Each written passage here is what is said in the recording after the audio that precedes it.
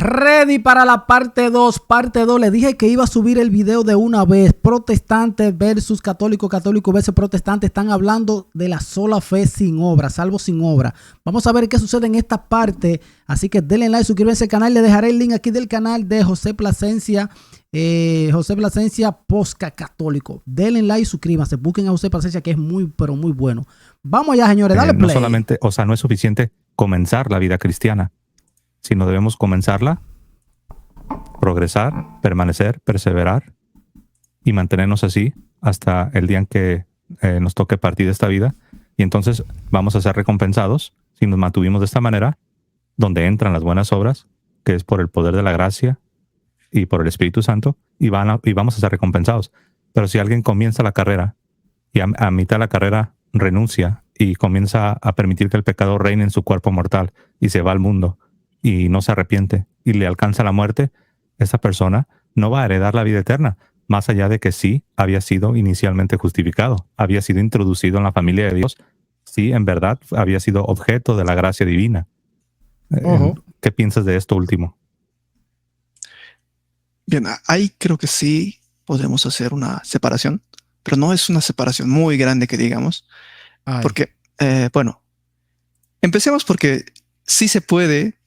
Si consideramos que la justificación es el paso de la naturaleza a la gracia, como cree Santo Tomás, yo creo que sí se pueden dar gracias a personas así, sin problema, y que ellos pueden tener una fe, un tipo de fe, no una fe así viva, real, una fe que te va a conducir a la salvación, pero una fe. Bien, entonces yo creo que sí que es posible si consideramos a la justificación el paso de la naturaleza a un estado de gracia, de un estado natural a un estado de gracia.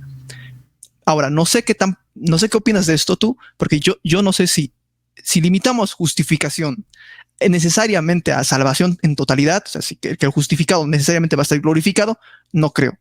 Yo creo que ahí sí nos separamos, porque yo creo que la predestinación está ligada necesariamente, todos los ciclos, ¿no? Justificación, santificación, glorificación, todos ellos son para los predestinados.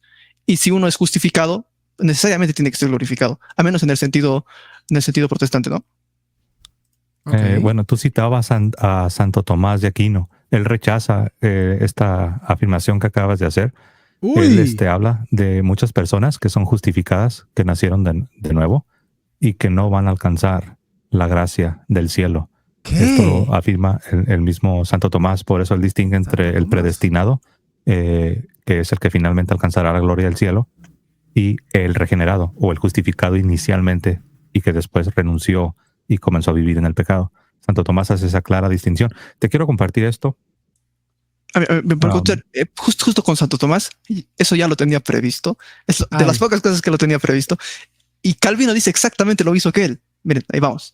Los ordenados a la vida eterna no por predestinación divina, sino solo por gracia, se dice que están escritos en el libro de la vida, no absolutamente, sino en cierto modo. Estos tales pueden ser borrados del libro de la vida, no en cuanto borrar vaya referido al conocimiento de Dios, sino referido a lo conocido. Es decir, en cuanto que Dios sabe que alguien primero es ordenado a la vida eterna y después no, porque se aleja de la gracia. Ahora, Calvino dice, esos que han sido borrados sus nombres del libro de la vida fueron considerados un tiempo breve como hijos de Dios y luego se van al lugar infernal que les pertenece. Entonces acá Calvino nos está diciendo que aparte de los predestinados hay personas que sí que pueden ser consideradas hijos de Dios. Entonces yo no veo una división tan radical aquí, al menos, ¿no? Porque ambos están diciendo que sí pueden haber hijos de Dios aparte de la predestinación, pero yo no sé si podemos llamar a eso justificación, porque justamente no va a haber una justicia, no se le va a decir, no se le va a declarar justo a la persona en el juicio final, se les va a mandar al infierno. Entonces no podemos llamar a eso justificación como tal, como tú dices, es la entrada a la vida eterna. Y si no hay vida eterna, eso no es una justificación real, no hay absolución de los pecados. ¿Qué se va a perdonar si al final va a terminar en el infierno, no? Entonces, yo creo que sí es posible que una persona se le otorgue gracia, como dice Calvino, pueden ser un tipo breve de hijos de Dios, pero eso no es una justificación real, o una justificación al menos de la que habla la Biblia, sino es un tipo de justificación del que podemos hablar teológicamente tal vez. Ok, vamos a ver qué va a responder José Plasencia. Vamos a ver, señor. Bueno, si no es justificación real, pues no es justificación. Pero eso no enseña Santo Tomás. Santo Tomás enseña que verdaderamente una persona verdaderamente puede ser justificada, puede ser regenerada, puede nacer de nuevo y eventualmente puede perder esa gracia de la justificación. Esto que enseña Santo Tomás no lo enseña ni Juan Calvino ni la postura clásica reformada, al menos como está evidenciada en las confesiones reformadas. Te quiero compartir esto. A ver. Muy bien. La falsa esperanza de las obras por Martín Lutero. Uy. Bueno, aquí hay un intro. Antes de que Lutero llegara a entender que la salvación venía únicamente a través de Cristo, solo por la fe, como él enseñaba, solo por la gracia, intentó ganarse la salvación por obras. Es una intro de una persona protestante, ¿no? Dice, las siguientes citas de Lutero muestran la inutilidad, o sea, lo inútil de las obras para Lutero y para nosotros. Y aquí se le cita. Y abajo están todas las citas, con la fuente completita. Número 1. Lutero dice, aunque viví como monje sin reproches, me sentí un pecador ante Dios con una conciencia extremadamente perturbada. No podía creer que nada de lo que pensaba, hacía u oraba satisfaciera a Dios. Ojo. Bueno, aquí ya vemos algo de la psiquis de Lutero, como él entendía. Obviamente la Iglesia Católica nunca ha enseñado esto, pero él así lo entendía. Seguimos. Número 2. El problema es como Había él esperado entendía. encontrar la paz de conciencia con los ayunos, la oración y las vigilias con las que afligía miserablemente mi cuerpo, pero cuanto más lo sudaba así, menos paz y tranquilidad conocía. Estamos viendo cómo pensaba Martín Lutero. Y bueno, cómo él entiende la justificación. Y sabemos que esto nunca ha sido doctrina católica, pero él así lo describe. Número 3. La mayor santidad que uno puede imaginar nos atrajo al claustro. Ayunábamos, llorábamos repetidamente, usábamos cilicios bajo capuchas de lana y llevábamos una vida estricta y austera. En una palabra, asumimos una santidad monacal. Estábamos tan profundamente involucrados en este negocio pretencioso que nos considerábamos santos de pies a cabeza. Bueno, aquí estamos viendo más de cómo él pensaba, ¿no? ¿Cómo pensaba Martín Lutero? Era un buen monje, habla de sí mismo. Era un buen monje y mantuve las reglas de mi orden tan estrictamente que puedo decir que si alguna vez un monje llegó al cielo gracias a su monasterio, fui yo. Todos mis hermanos en el monasterio que me conocieron me soportarán afuera. Dice, si hubiera seguido más, me habría matado con vigilias, oraciones, lecturas y otros trabajos. Bueno, vemos que él está describiendo de su puño y letra que él hacía estas cosas para ser salvado. La Iglesia Católica nunca ha enseñado esto. Seguimos. Casi me muero de ayuno, porque una y otra vez estuve durante 3 días sin tomar una gota de agua ni bocado de comida. Lo tomé muy en serio. Cuando era monje, tan pronto como me sentía asaltado por alguna tentación, grité, estoy perdido. Inmediatamente tuve que recurrir a 1000 métodos para ahogar los gritos de mi conciencia. Iba todos los días a confesarme, pero eso no me servía de nada. Lutero entró en el monasterio para encontrar la paz. Bueno, había una cita a la que quería llegar. Aquí son puros testimonios de cómo él pensaba, cómo él veía la salvación o la justificación. Pero déjame regreso acá contigo para no... Lutero... Pero ahorita la voy a encontrar, estoy seguro, la tengo aquí. Tengo unas citas aquí donde él habla de la inutilidad de las buenas obras cristianas. Ya estamos hablando ya cuando eres cristiano, en lo tocante a la justificación. Entonces es cuando él eventualmente desarrolla la famosa sola fide, la fe sola, donde él vincula de manera absoluta y estricta la justificación a la parte inicial y él ya no lo ve como la Iglesia siempre lo enseñó, como un... Y ya no lo ve como la Iglesia siempre lo enseñó. Él vino y cambió. Escuchen esto. De manera absoluta y estricta la justificación a la parte inicial y él ya no lo ve como la Iglesia siempre lo enseñó, como un proceso. Él ya no ve la justificación como un proceso. Entonces él limita la justificación a la entrada del ser humano a la vida cristiana, donde es completamente por la gracia y no necesitas traer nada para que Dios te acepte.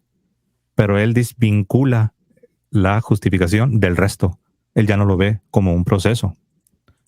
Entonces por eso me sorprendí cuando... Entonces los protestantes heredaron lo que pensó y lo que pensó Martín Lutero. Todos los protestantes heredaron cómo se sentía Lutero y lo que él pensó y lo que él interpretó. Cuando antes de Lutero se creía otra cosa distinta a lo que Lutero cree o creyó. Dios mío. Cuando tú decías que sí, que la justificación, y de hecho, para ser honesto, aún en este mismo momento que estoy hablando, no me queda claro si tú ves la justificación en el sentido salvífico, estamos hablando en el sentido salvífico, no estamos hablando de justificación en otros sentidos. Si tú ves la justificación como un proceso y no solamente limitarlo a la parte inicial, como lo hace Martín Lutero, de donde se desprende la doctrina de la fe sola. Ojo. Él habla de las buenas obras cristianas como inútiles en el Y ojo, Martín Lutero a la Biblia le agregó la palabra sola, salvo por sola fe, sola. Esa palabra sola le agregó. Y después se lo reclamaron y tuvo que quitársela nuevamente. en la justificación. Yo veo que el error de Lutero es limitar la justificación solo a la parte inicial.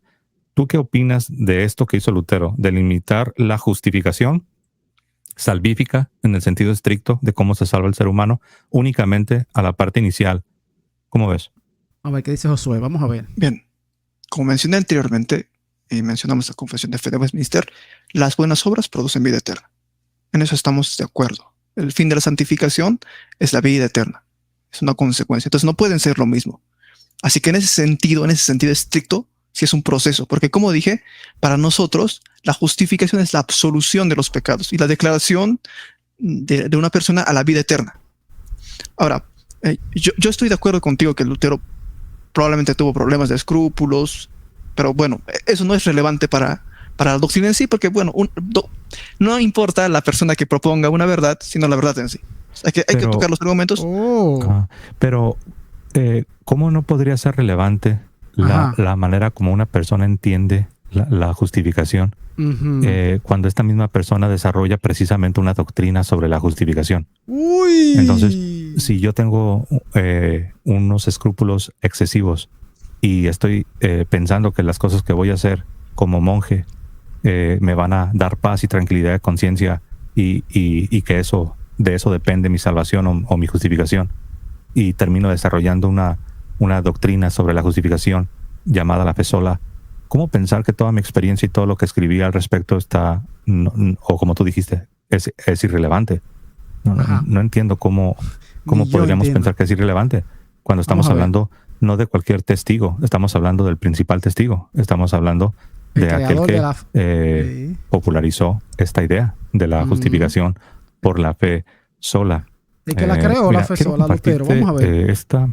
Joder, solo quiero señalar, ese tipo de razonamiento es una falacia. ¿Por qué? Porque, mira, imaginemos esto. Yo doy razones equivocadas para algo. Yo creo que la raíz cuadrada de 4 es 2 porque lo dijo mi primo. Eso no es correcto, ¿no es verdad? Porque yo no puedo creer en algo solo porque me lo dijeron. Pero no de eso se deduce, por ejemplo, que la raíz cuadrada de 4 no es 2.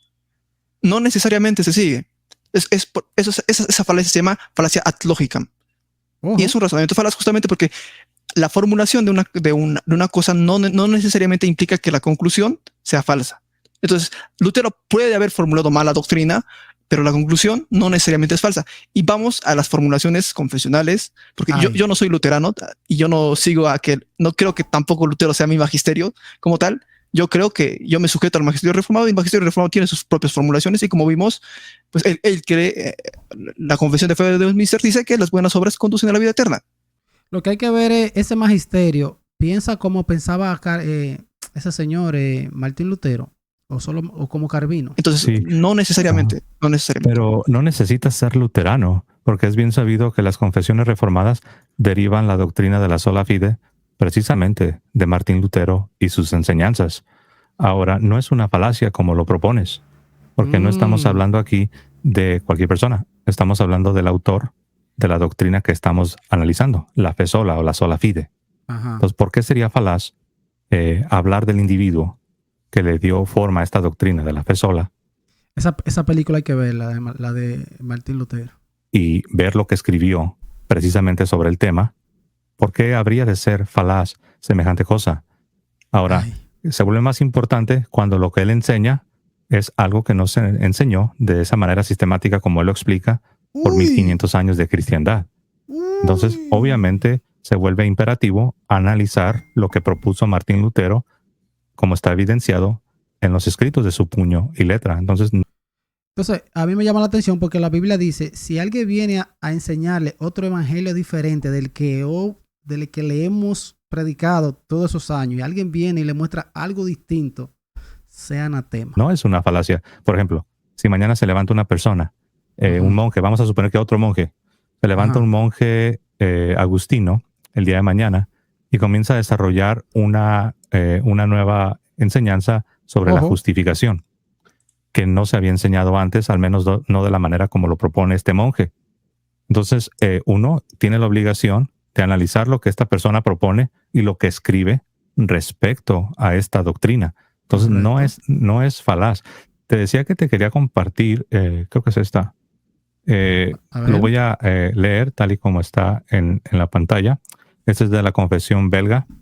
Dice así, es imposible que esta santa fe sea infructuosa en un ser humano, puesto que no hablamos de una fe vacía, sino de lo que la Escritura llama la fe que obra por el amor. Estas obras, que proceden de la buena raíz de la fe, son buenas y agradables a Dios, puesto que todas ellas son santificadas por su gracia. Hasta ahí suena muy bien, ¿no? Pero veamos lo que dice después. Sin embargo, no cuentan para nuestra justificación, pues por la fe en Cristo somos justificados. Entonces aquí yo incluso veo una contradicción, porque comienza hablando de las buenas obras, comienza alabando las buenas obras porque se desprenden precisamente de una fe verdadera, pero después termina diciendo que estas buenas obras cristianas de la gracia de Dios no cuentan para nuestra justificación. Entonces, si uno recuerda, yo compartí a San Pablo. San Pablo dice que estas buenas obras de la gracia de Dios van a ser recompensadas con la vida eterna, pero esta confesión belga dice lo contrario. Entonces, es que José, cometes el mismo error. O sea, habíamos acordado que, bueno, la creencia protestante, al menos concédeme eso, es que la justificación, la santificación y la glorificación son parte de un proceso llamado salvación. Entonces, si luego cambiamos las palabras y creemos que la salvación es justificación, vamos a creer lo mismo. Pero ahora, si nos adentramos, si te pones en la posición de un protestante, obviamente las obras no cuentan para nada para la justificación inicial. En eso estamos de acuerdo. Simplemente estamos cambiando el nombre. Tú le llamas justificación inicial, progresiva, final. Yo le llamo justificación, santificación y glorificación. Entonces, si vamos así y leemos lo que dice la Confesión Belga, obviamente ambos estamos de acuerdo que nada, ninguna obra, cero, nada, solo la fe es necesaria para la justificación inicial. Ninguna obra te va a justificar inicialmente. Ninguna obra va a restablecer tu relación con Dios, a no ser que aceptes el sacrificio que Cristo hizo por ti. Sí, eso lo creemos los dos. Entonces, el problema que me propusiste al inicio para negar esto es que no estamos justificados a hacer la distinción. Pero ya vimos en la Escritura que la misma Escritura habla de justificación y santificación como distintos. Entonces, yo no veo... Eso ya lo hemos mencionado y por eso lo quise hacer a un lado, para no estar patinando en un tema en el que no hay controversia. Porque yo he visto que muchos debates usan 1 hora, 2 horas y se la pasan patinando sobre la parte inicial de la justificación y se la pasan debatiendo que las buenas obras no son necesarias y eso pues no es controversia, porque el protestantismo histórico y el catolicismo, los dos entendemos que no podemos pensar que para que Dios nos dé entrada a la familia de Dios necesitamos ser buenas personas. Eso sería una herejía, es pelagianismo, es pensar que tú vas a traer algo a la mesa para que Dios te dé el boleto de entrada y te deje ser parte de la familia de Dios. Entonces, eso ya lo hicimos a un lado, pensé que lo habíamos dejado a un lado, pero aquí la Confesión Belga no está hablando de eso. La Confesión Belga está siendo muy explícita al hablar de las obras cristianas que son de la gracia de Dios y termina concluyendo que estas obras cristianas de la gracia de Dios por el poder del Espíritu Santo no cuentan para la justificación, cosa que San Pablo niega, pues dice que estas buenas obras Dios va a pagar a cada uno conforme a sus buenas obras y dice que no son justificados los que son oidores de la ley, sino que serán justificados tiempo futuro los hacedores de la ley, no de las obras de la ley, sino aquellos que están viviendo la ley moral de Dios conforme al Evangelio, por la gracia de Dios, por el Espíritu Santo. Entonces, no estoy yo haciendo algún punto que no sea esencial para nuestra discusión. De hecho, para mí, si me preguntas, no solamente sí es esencial, sino yo diría que es el más esencial de todos, porque aquí es donde radica realmente la gran diferencia, donde nos separamos. El católico dice que la justificación o salvación, no importa la palabra que se quiera usar, sí comprende las buenas obras por la gracia divina y por el poder del Espíritu Santo, y debemos mantenernos así para ser recompensados con la vida eterna, o también lo que se le llama la justificación final, la parte final de esta justificación. Y esto lo niega la confesión belga. ¿En qué artículo? En el artículo 24. Una más, mira, te lo voy a leer. Dice, sin embargo, no queremos negar que Dios recompense las buenas obras. Entonces, aquí yo veo otra contradicción. Más, dice, sin embargo, sí, no queremos negar que Dios recompense las buenas obras, pero por su gracia que corona estos dones, además, aunque hacemos buenas obras, no basamos nuestra salvación en ellas, porque no podemos hacer ninguna obra que no esté contaminada por nuestra carne y digna de castigo. Entonces, si aquí estuviese hablando de cómo uno se introduce a la familia de Dios, todos gritaríamos amén, es cierto. Pero el problema es que aplica esto no solo a cómo te introduces a la familia de Dios, sino que lo aplica también a las obras cristianas, ya que eres salvado, ya que naciste de nuevo. Y aquí es donde hay un problema. Incluso dice que todas las buenas obras están contaminadas. Esto lo están tomando obviamente de Martín Lutero. Martín Lutero repetidamente se hablaba de que todas las buenas obras y los momentos más sagrados están manchados por lo mismo de su doctrina que tenía de la depravación total, que veía tan corrupta la naturaleza humana, que él creía que hasta las buenas obras están manchadas y hasta que los momentos más sagrados estaban contaminados. Entonces, esto no es lo que dice San Pablo. San Pablo dice que Dios recompensará a cada uno conforme a sus obras, la vida eterna a los que hagan el bien. Entonces, sí es importante, sí es esencial. ¿Cómo ves? Sí te entiendo, José. A ver. Yo te puedo conceder que lo concedió. Por problemas lingüísticos, esto es complicado de entender. Sí, muy complicado. De vuelta, se contradice. Cuando la confesión habla de justificación, se refiere a la absolución de los pecados. Ahora, José, te pregunto, ¿se absuelven los pecados por las obras, por nuestras obras o por la obra que Cristo hizo en el Calvario? Por la gracia de Dios, por medio de la fe en Jesucristo. Perfecto. Entonces, quedamos en que la gracia de Cristo es la que absuelve los pecados. Y esa gracia solo se puede recibir por fe. Sí. Bien, entonces, en ese sentido, la justificación como absolución solo es por la fe, sin importar las buenas obras que tú hagas, incluso siendo cristiano. Y como mencionamos anteriormente, también no funciona para entrar a la fe. Pero la absolución, ahora, la virtud infusa, lo que nosotros nos hace más justos, en el sentido de pues, que practicamos la justicia, eso sí que depende de nosotros y de Dios, o sea, de la gracia que Dios nos suministra a nosotros. Eso sí que es, como se dice, hay un sinergismo ahí. Pero para la absolución, estrictamente, para que se te declare como justo en el día del juicio final, solo se va a tomar en cuenta la muerte de Cristo y la imputación de los méritos de la muerte de Cristo a nosotros. ¿Qué opinan ustedes de lo que dice Josué? ¿Qué opinan ustedes de lo que dice Josué? Entonces, por eso mismo la justificación, la confesión belga niega que las buenas obras sean la causa, al menos eficiente, de nuestra justificación, porque en el día final no se nos va a contar nuestras obras para absolvernos de nuestros pecados, porque nuestras obras no nos pueden absolver, sino la muerte de Cristo solamente. Pero obviamente... Ahí donde está el error. Ahí es donde está el error en esto. Ahí es donde está el error. Vamos a ver cuál es el error según José Plasencia, lo que dice yo. Último que dijiste, que las buenas obras no se nos van a contar en el día del juicio. Y si tú me preguntas, José, ¿por qué dices que allí está el error? Porque San Pablo dice lo contrario. Tú acabas de decir, las buenas obras no se nos van a contar para el día del juicio. Pero en el tema de la absolución. De la absolución. Cuando dices absolución, tengo que ser sincero. En estos debates nunca había escuchado que al menos de la parte protestante manejen la absolución. Cuando dices que la absolución, exactamente a qué te refieres, porque ya quedamos de acuerdo que la remoción inicial, del castigo. ¿La qué, perdón? La remoción del castigo, cuando se remueve el castigo del creyente. Bueno, sí, exactamente, el creyente. Ajá, pero aquí tenemos que hilar más fino, tenemos que matizar más para no divagar en generalidades. Tenemos que hilar más fino. Aquí estamos hablando de que si las buenas obras cristianas que son de la gracia divina por el poder del Espíritu Santo, han de tener un papel en la economía de la gracia divina en el día del juicio, del cual va a depender lo que llamamos justificación final. Aquí ya no estamos hablando de cómo te metiste a la familia de Dios, sino que estamos hablando de cómo finalmente vamos a heredar la gloria del cielo. Entonces ahí es donde entra el papel de las buenas obras cristianas, las obras de la gracia por el poder del Espíritu Santo. Efesios, el que tú y yo leímos al principio, Efesios 2.8, Efesios 2.8 al 10, me encanta porque pone las dos caras de la moneda en un mismo pasaje.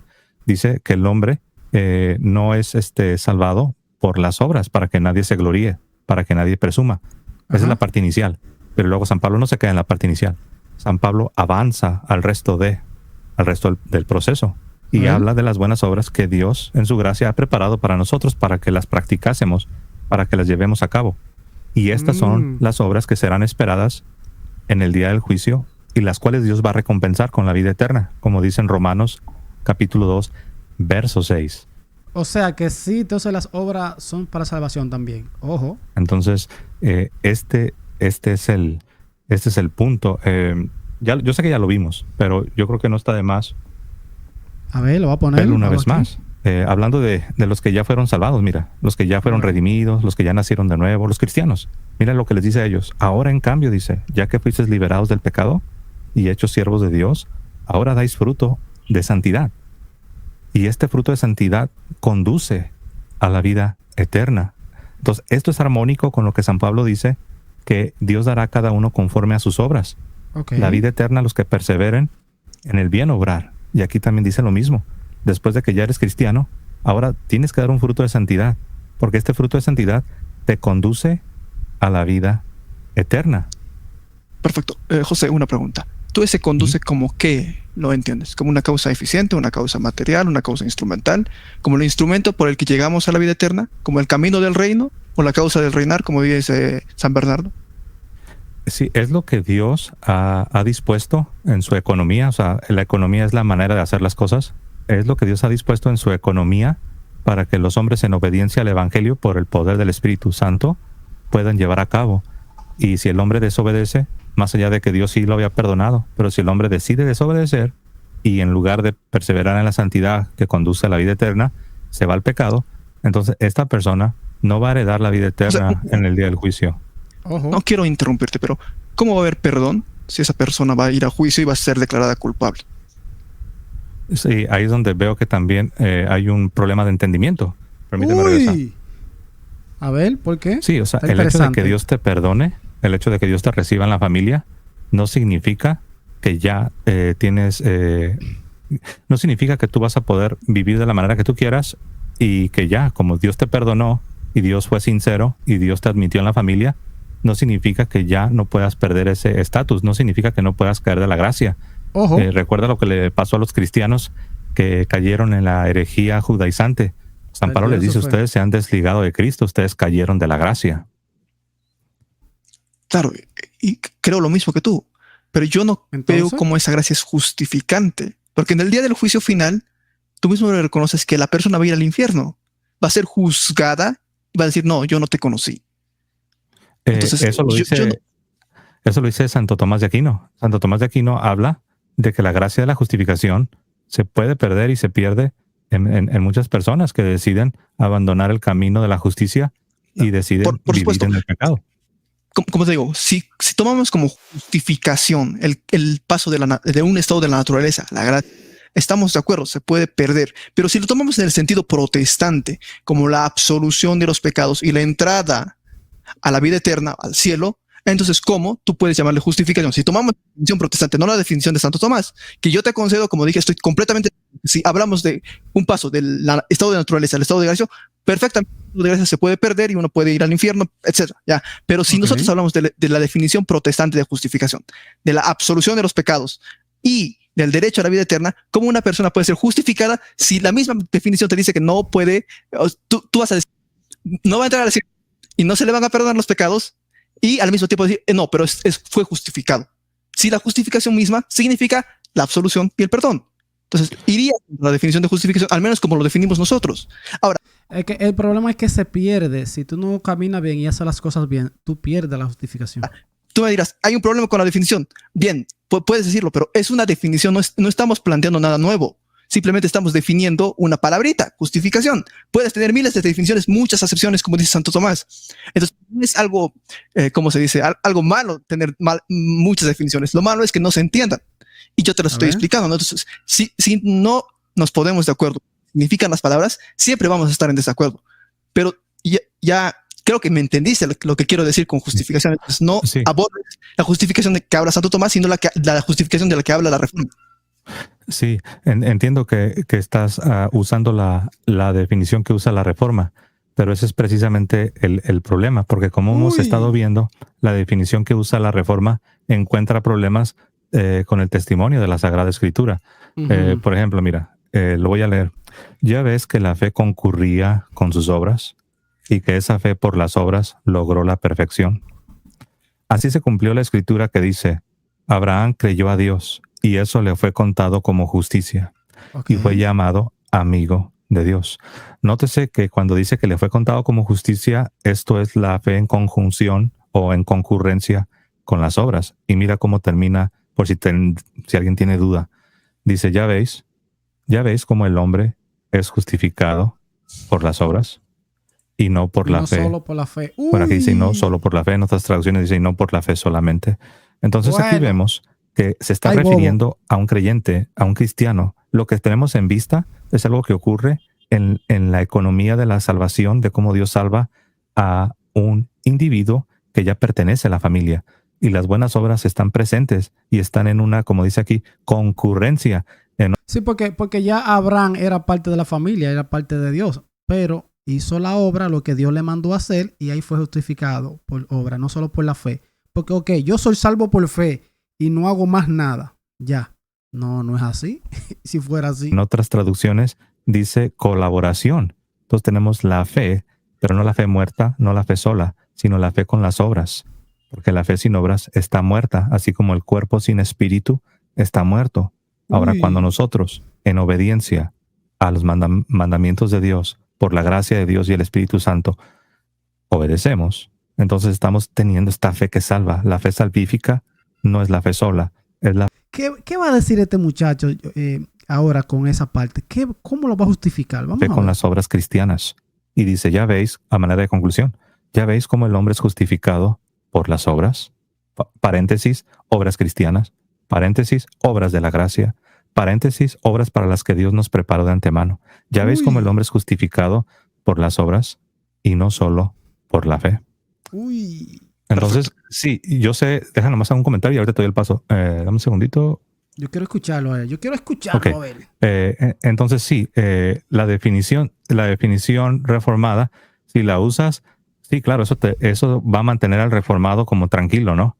La pregunta que todo reformado o todo protestante debe hacerse es la siguiente. A ver. Ok. Tengo mi definición o mi entendimiento de justificación, el cual está limitado a la parte inicial. La pregunta es esta. ¿Debería yo tener ese entendimiento? ¿Debería yo simplemente aceptar este entendimiento reformado de la justificación que la limita a la parte inicial? O más bien yo debería hacerme algunas interrogantes. Debería preguntarme, ¿esta definición está en armonía con el resto de los 1500 años de cristianismo? ¿Está en armonía con lo que enseña esta iglesia, que dice ser la iglesia fundada por Cristo, la iglesia católica? Y si no está en armonía, la pregunta es, ¿por qué no está en armonía? Quiero llegar a la raíz del asunto, porque no quiero que se me vaya la vida y estar operando con una definición errónea. Y yo propongo que ese es precisamente el problema, la definición reformada de la justificación, la cual la limita solo la parte inicial, es un error y es lo que tiene en confusión a muchas personas de buena voluntad. Es lo que tiene en confusión. Por eso cuando escuchan al católico, no todos, pero muchos, cuando escuchan al católico que habla de las buenas obras, de la gracia de Dios que son necesarias para tener la vida eterna, dicen que creemos en salvación por obras. Yo sé que tú no crees eso, pero hay muchos que sí. Dicen, los católicos creen en salvación por obras, son pelagianos, ellos creen que con sus poderes naturales se van a salvar, o creen que ellos van a ser lo suficientemente buenos para que Dios los acepte, y cosas raras, ¿no? Cosas que no creemos. Pero si uno se pregunta, ¿pero por qué tienen esa confusión? creo que acabo de dar la respuesta, porque tienen unas premisas, unas definiciones que son erróneas. Uy, porque tiene lo que le enseñaron a ellos, esa premisa, esa doctrina está errónea. Por eso todo lo que ellos piensen de ahí en adelante va a ser erróneo, dice José Plasencia. ¿Qué opinan ustedes? Adelante, Josué. Vamos a ver qué va a decir Josué. Respecto al pasaje que leíste, ahí se entiende. Santo Tomás dice así, yo no voy a interpretar nada, dice, se debe afirmar que justificar puede entenderse de dos maneras, ya sea en relación con el resultado y manifestación de la justicia, y de esta manera un hombre es justificado, es decir, se muestra justo, Ahí no se está hablando de la justificación de la que estamos hablando. Luego, ¿por qué nosotros hablamos de justificación en relación con la solución? Porque la Biblia lo hace. Estoy comprendiendo Romanos 8:33. Perdón, pensé que esta no era la que querías. Perdón, ahorita la agrego. Un segundo. Sí. Era breve lo que tenía que decir sobre el pasaje, porque Santo Tomás lo dice muy explícitamente. Justificación, manifestación de justicia en ese pasaje. Ahora, en este pasaje hablamos, mira, ¿quién acusará a los escogidos de Dios? Dios es el que justifica. Entonces, ¿qué es la justificación? Que ya no haya acusación. ¿Y para quién? Para los escogidos. Entonces, no es arbitraria nuestra definición. Las escrituras mismas hablan de que la acusación a los escogidos es la causa o es un motivo para la justificación, ¿no? Entonces, la justificación es la remoción de cualquier acusación a los escogidos de Dios, a los predestinados. Y justamente los que perseveran hasta el fin, los que son justificados en el día final. Por eso mismo dije que la justificación en ese sentido no se puede perder, porque los escogidos no pueden perderla. De hecho, no la pierden. De hecho, Santo Tomás mismo habla de que perfectamente uno puede perder la gracia, un tipo de gracia justificante, pero en los predestinados no se puede perder. Entonces, recapitulando, yo sé que soy muy difuso, no intento presentarme como alguien muy claro, pero la idea es justificación igual a absolución de los pecados y entrada a la vida eterna. Luego, donde se habla que se justifican por las obras, se está hablando o de reputación o de manifestación de la justicia de Dios. El pasaje presenta se habla de la manifestación de la justicia en el hombre. El hombre se hace justo, manifiesta que es justo, que ha sido salvo. Por eso mismo no es solamente por la fe, sino por las obras que uno manifiesta ser justo, porque uno no puede mostrar simplemente su fe, tiene que mostrar obras.